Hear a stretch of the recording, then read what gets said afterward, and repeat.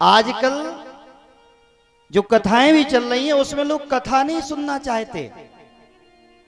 ये बात बड़े ध्यान से सुनना। कथा करने वाले वक्ता मंच पे कथा नहीं करना चाहते, ढंग से कथा नहीं करते, ढोंग में दुनिया को उलझाए हैं। ये बात बड़े हृदय से विचार करना। बड़े लोगों का पैसा तो कथा में ऐसे जा रहा है, जो बड़े बड़े लोग कथा कराते हैं, जिनके पास नंबर 2 का पैसा है, तो नंबर 2 के लोगों को कथा के लिए बुला रहे हैं। नंबर 2 के कथा वाले कैसे? बड़े ध्यान से ना। वो ऐसे, हम भंडारा चलाते हैं, हम आश्रम बनवाते हैं, हम 4-4 गौशाला चलाते हैं, और उनके घर में जाके देखो सब लोग आई लड़का को खिलाते हैं। तो जैसे ही पैसा उसने कमाया और वैसे ही कथावाचक लूट के ले गए। मंच पे बैठ करके भगवान के नाम का गुणगान करना चाहिए।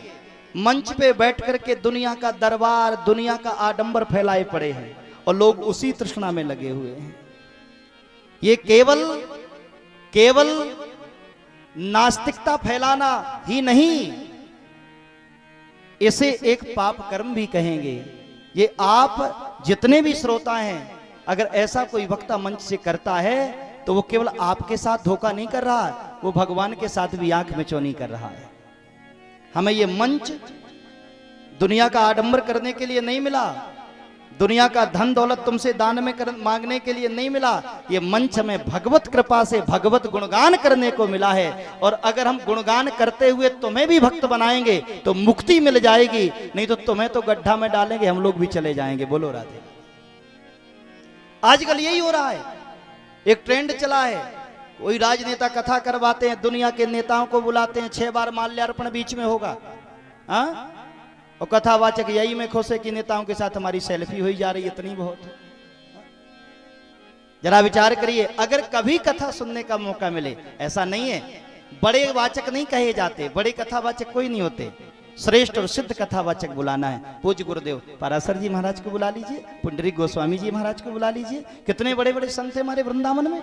हाँ, अभी एक कथा और हमारे समीप में चरखारी में हुई थी, पूज्य अतुल जी महाराज आए थे। ऐसे वक्ताओं को बुलाइए जो तुम्हें कुछ ज्ञान और भक्ति के मार्ग की ओर लेकर के जाएं। हाँ, और तुम जाओगे तो उल्टे सीधे लोगों को पकड़ के आओगे, बड़े बड़े लोगों में खूब उल्टा सीधा खवाओगे। एक बार एक वैश्या ने कहा, मैं भंडारा करती हूँ, सभी ब्राह्मणों ने मना कर दिया, हम नहीं खाएंगे, तेरा भंडारा ही नहीं खाएंगे तो तू कैसे भंडारा सफल होगा। वो गंगा जी के किनारे पहुंच गए।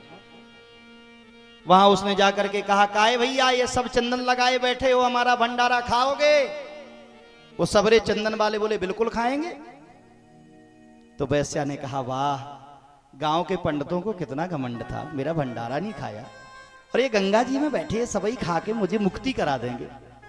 अब बड़े ध्यान से सुनना। वैश्या ने कहा, क्या खाओगे? बोले, कछु नहीं, कछु दक्षिणा दे दो और सतुआ मंगा दो, शक्कर मंगा दो। शक्कर को खाड़ बोलते हैं बुंदेली भाषा में। तो सतुआ का भंडारा किया, सभी वो रंगे लगाए पंडों ने खाया, और उसके बाद हाथ जोड़ करके वैश्या बोली, काहे गुरुदेव अब हमारी मुक्ति हो जाएगी? वो रंगे लगाए पंडा बोले, हमारी नहीं भाई, तुम्हारे कहां से हो जाए। गंगा जी के घाट में हम खाए सतुआ खाड़, और जैसे ही तुम हम वैसे ही मिले, तुम वैश्या यहाँ भाड़। बोले सब रंगे लगाए भाड़ा बैठे किराए के।